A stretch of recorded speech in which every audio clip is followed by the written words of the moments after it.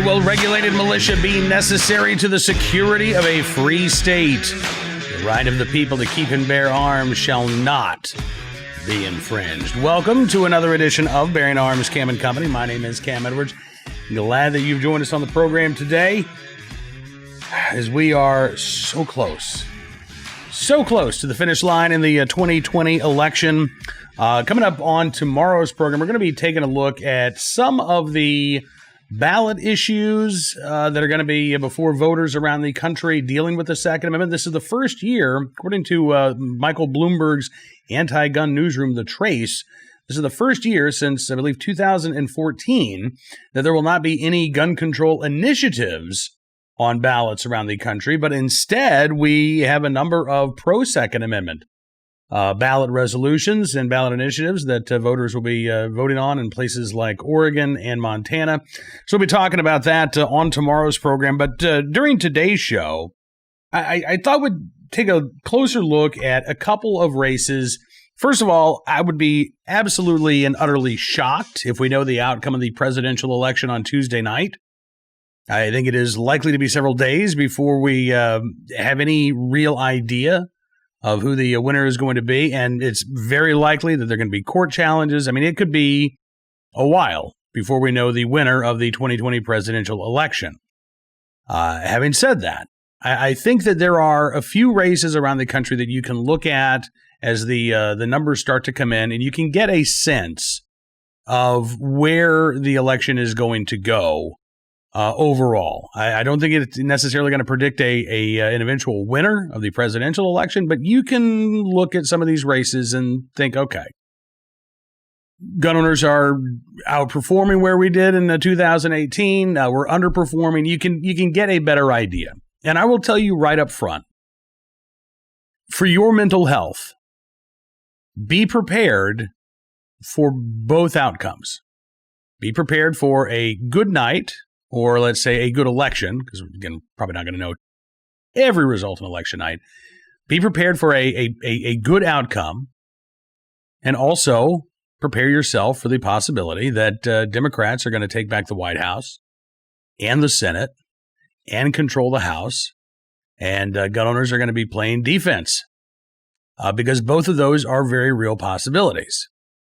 But as the numbers start to come in on Tuesday night, I've picked out a couple of races that I think are indicative of.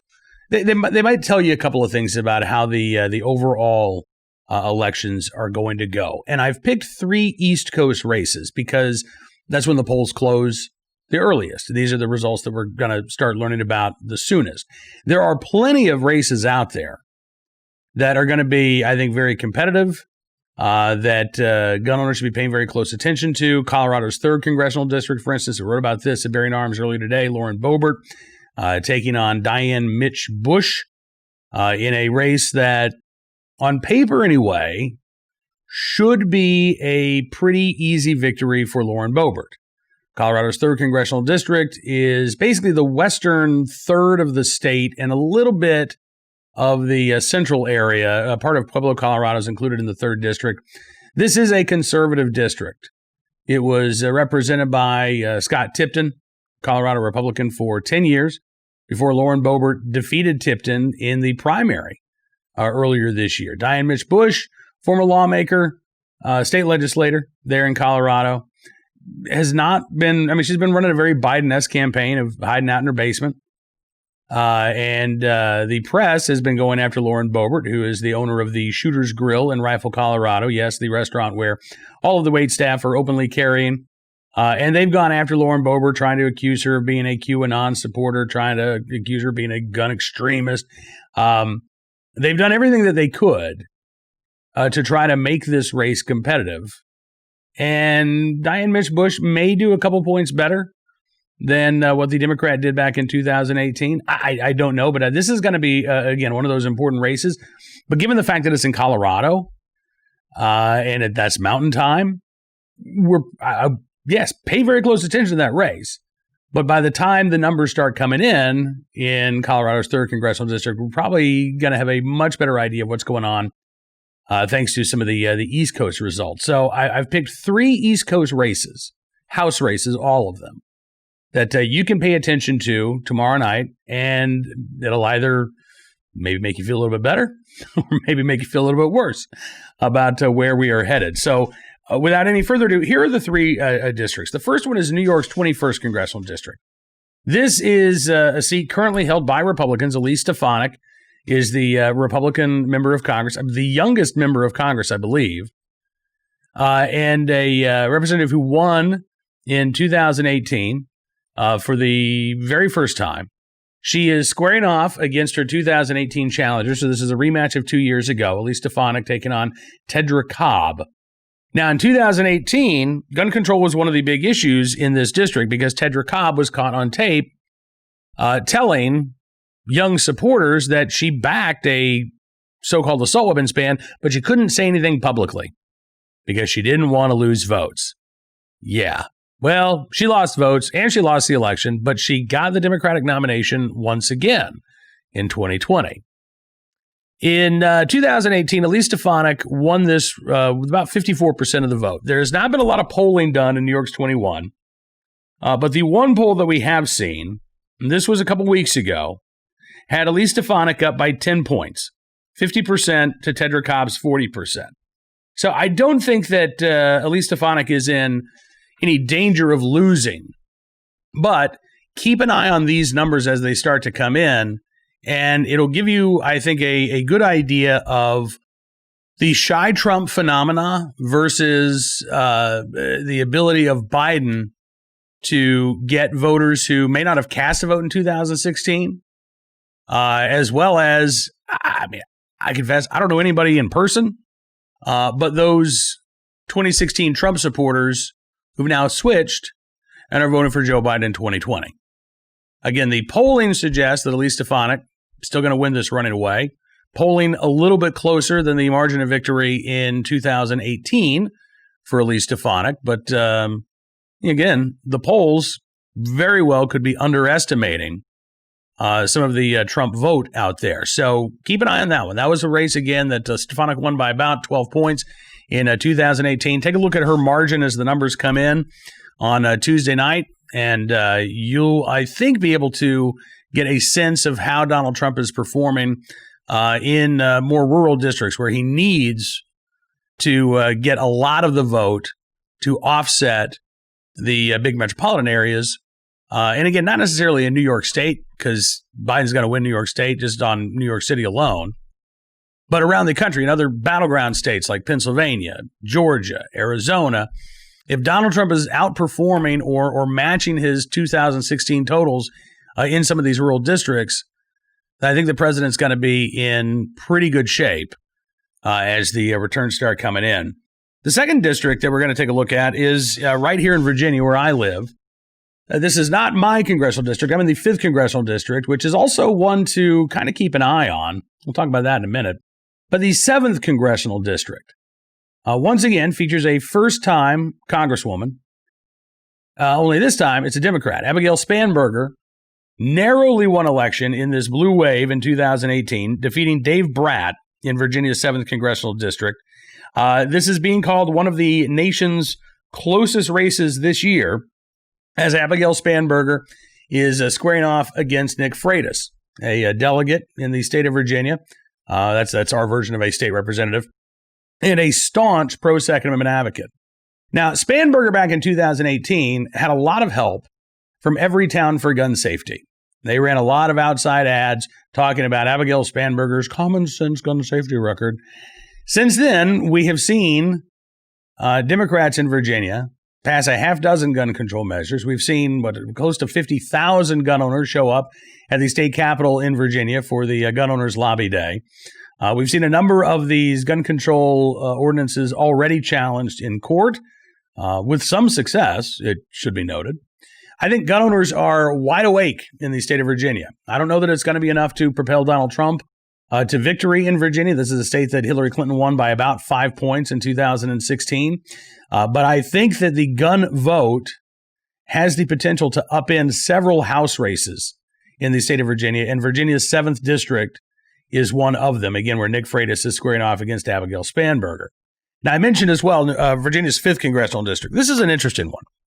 And you can keep an eye on this as well. Although, honestly, there are some local issues at play here in the 5th Congressional District that I think may make this race a little unique. And I don't know how reflective it'll be of the national campaign. So 5th Congressional District, right now, the congressman is Denver Riggleman, a Republican who was ousted in a convention. We didn't have a primary in this district. We had a convention. So anybody who wanted to vote, you had to be a delegate to the convention. And there was one polling place for the entire congressional district. And Denver Riggleman was ousted in favor of Bob Good. And this was not having anything to do with the Second Amendment. This was primarily social conservatives angry and upset at Denver Riggleman for officiating a same-sex marriage involving a couple of his friends. That was a big issue in the district. There was also some concern among conservatives that Riggleman was a little squishy on immigration issues. So they ousted Riggleman in the convention, replaced him with Bob Good. The Democrat who's running, a guy named Cameron Webb, he is a doctor. He is an attorney, really super bright guy, running very much as a moderate. In fact, he is out there, touting his pro-gun credentials and I shoot guns and you don't have anything to worry about. Again, this is a guy who's been endorsed by Everytown for gun safety. This is a guy who will vote with Nancy Pelosi in favor of every gun control bill that comes up in the House if he's elected. But he's not running on a gun control issue. He's not running as a supporter of gun control. Every now and then again, you'll hear an oblique reference to common sense gun safety legislation. But Cameron Webb is not running as a guy who's embraced Joe Biden's gun ban, for example. I don't think Cameron Webb has even talked about Joe Biden's gun ban. Abigail Spanberger in the 7th Congressional District, same thing, running away from the issue. But I think gun owners are still very much aware and still very much awake to the threat posed by a unified Democratic Congress. So keep your eye on at least the 7th Congressional District in the state of Virginia, because I think that one, too, has the potential to tell us a little bit about where the elections are going to be heading. The third and final race that I think you should keep an eye on tomorrow night in the early going hours of the election returns is North Carolina's 11th Congressional District. This is an open seat. Mark Meadows, now President Trump's chief of staff. This is his old district. Madison Cawthorn is the Republican that's running. Mo Davis is the Democrat that's running. Now, here's what's interesting. Again, haven't been a lot of polls in this race. A couple of polls over the last month showing that Mo Davis has a narrow lead right at or just outside the margin of error. You can see a poll in early October had Mo Davis up by 4 points, 46 to 42% over Madison Cawthorn. A poll, now about a little bit more than 2 weeks old, had Davis up by 3, 45% to Madison Cawthorn's 42%. What's fascinating about this is on paper a strongly Republican district, like R plus 25. So this should be an easy win for Madison Cawthorn. The polls have not shown that. This is one of those districts where the polling's kind of wonky to me. Because Madison Cawthorn should be running away with it. But the polls show Mo Davis with a small lead in a district that is Republican dominant. So if you're a little worried about the polling that you've seen nationwide, or you're just confused by it, this again is one to keep an eye on. Let me flash this up one more time here. All right. So again, you look at the sample size, 400 likely voters, not a huge sample size, but it's enough. I mean, it's not an absurdly small sample either. So I'm very curious to see what these numbers actually start to look like. If the results start to come in and it looks like the polling was pretty accurate in this race, it could be a long night for Republicans. It really could. But I have a suspicion that the polling in North Carolina's 11th Congressional District is off, that they're missing some things. Anytime you've got an open seat, which is what this is, Madison Cawthorn does not have the advantage of incumbency, even if he is a Republican in a Republican-dominant district. So that makes the race a little bit closer. But I'm just not seeing how an R plus 25 district all of a sudden flips with a Democrat winning by, even or 3 or 4 percentage points. That seems outside of the margin of plausibility to me. So as you start to see these numbers come in from NC11 tomorrow night, look and see how closely they're matching the couple of pre-election polls that we've seen. If Madison Cawthorn is, winning by 4 points, well, that'd be a lot closer than Mark Meadows usually won this district by. But it would also be 8 points off of where the polls suggested Madison Cawthorn should be. And I think that NC11 could give us maybe our first clue as to how detached from reality a lot of the polling that we've seen over the past couple of months might be. So there you go. 3 races to keep an eye on. We're going to talk again about more of the issues and some of the ballot races or the ballot initiatives that are going to be before voters tomorrow on the next edition of Bearing Arms Cam and Company. Most important thing, though, as I said, prep yourself for either result, a good result on election night or a bad election night, because I think both are possible. And honestly, even if Donald Trump wins the White House, that'd be a fantastic thing for gun owners and Second Amendment supporters. But we know that the issue is not going to go away.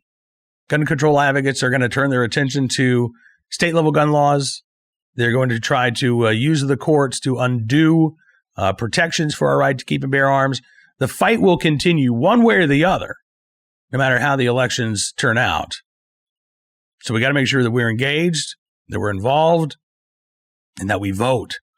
Because that, I think, is the best defense against an anti-gun agenda, the likes of which, frankly, just we've never seen before in terms of presidential politics. And the amount of gun control that would be coming if Joe Biden and Kamala Harris win in the aftermath of Election Day, again, would be something absolutely historic, not in a good way, but absolutely historic in American politics. We're going to be talking about that in the days ahead as well. Right now, let's turn our attention, though, to today's armed citizen story, our good deed of the day, our recidivist report as well. We're going to start there with a story out of Columbus, Ohio, another swing state, by the way, where Joe Biden is campaigning today. In this particular case, out of Columbus, suspect in a fatal shooting, as it turns out, not only known to the victim, but known to law enforcement as well. The Columbus Dispatch reports a 26-year-old man fatally shot Friday morning after a car backing out of a driveway collided with a pickup truck there in a neighborhood. 26-year-old Brandon Williams was inside a car that backed out of a driveway, collided with a moving pickup truck on Colton Road. Was not immediately known if Williams was driving or if he was a passenger in the vehicle, but Williams and the driver of the pickup truck, Robert Muncie, 44 years of age, got out, started jawing. Turns out Muncie is the ex-boyfriend of Brandon Williams' mom. And eventually, Muncie pulled out a gun and fired shots, striking and killing Brandon Williams. Police said Muncie fled on foot. He was caught by police a short time later behind Buckeye Middle School in Columbus, which is about a block from his home. Muncie, taken to a local hospital after reportedly complaining of shortness of breath after running from the scene of the shooting. He was later cleared medically and immediately arrested by police on a murder charge. According to the Columbus Dispatch, Muncie pleaded guilty back in April of this year to domestic violence in connection with an incident on March the 8th. A charge of assault also filed in the March incident, and pending charges of domestic violence and assault from another incident in October of 2019 were dismissed under a plea agreement. Yeah. So Mr. Muncie could have done some jail time. Didn't. Just copped a plea, lesser charge, walked away. Judge Ted Barrows sentenced Muncie to 180 days in jail and then immediately suspended that sentence. Yep. He's placed on probation until 2022. He was also a suspect in another domestic violence case back in July. A warrant for his arrest on domestic violence and assault was issued, but that case was, quote, marked closed in court records. Don't know why. But again, multiple opportunities to put this guy behind bars this year. The criminal justice system did nothing about it. And now this man stands accused of murdering his ex-girlfriend's son. And he is today's recidivist report. Our armed citizen story of the day, Dearborn Heights, Michigan, where an off-duty police officer in the right place at the right time, able to stop an armed robbery suspect at a 7-Eleven. Fox 2 in Detroit with the story just before 4 p.m. on Friday. Male suspect entered the 7-Eleven near Inkster, Michigan, aiming for an armed robbery. Off-duty police officer had words with him before an exchange of shots, according to the Michigan State Police. The officer not injured. Suspect was wounded, transported to a nearby hospital, last report in critical condition. Again, the officer is okay, not facing any charges because it is believed that he was acting in self-defense and defense of others. We'll give you any more updates as they become available. Finally today, our good deed of the day from Huntington Beach, California, where a boater in the right place at the right time and willing and able to do the right thing to save a family after their boat exploded.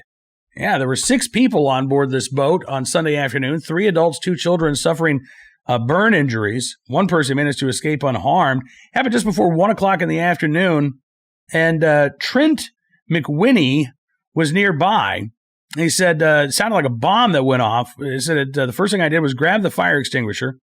He said, I got my inflatable, and I ran to the boat. He said, I don't care about the boat. I care about the people in the boat. He was able to pick up these boaters from the water, who then took them to a local fire station.